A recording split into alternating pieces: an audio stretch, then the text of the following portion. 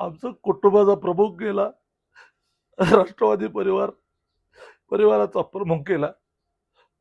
अचानक असा इतका महाराष्ट्रामध्ये जीवतोड काम करणारा नेता स्वप्नात सुद्धा वाटलं नव्हतं हे घडलं. आज आज सगळ्या नुसता तो अजितदादाचा परिवार नव्हता, महाराष्ट्र त्याच्याकडे बघत होता. उद्या तर मुख्यमंत्री महाराष्ट्राचा म्हणून स्वप्न बघत होतो. अचानक आज अजितदादा आज ही धक्कादायक बातमी आली. अक्षरशः सगळं सगळं कोसळल्यासारखं झालंय सगळं.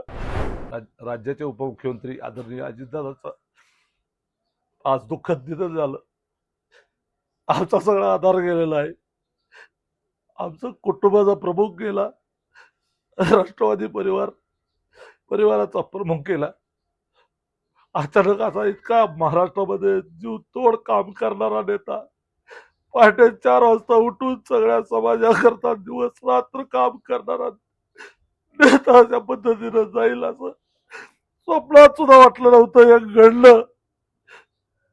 आज आज सगळ्या नुसता तो अजितदादाचा परिवार नव्हता, महाराष्ट्र त्याच्याकडे बघत होता.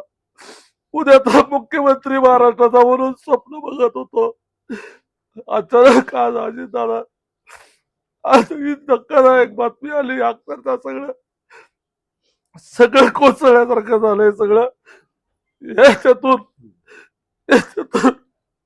त्यांचा परिवार, राष्ट्रवादीचा उभ्या महाराष्ट्रातला परिवार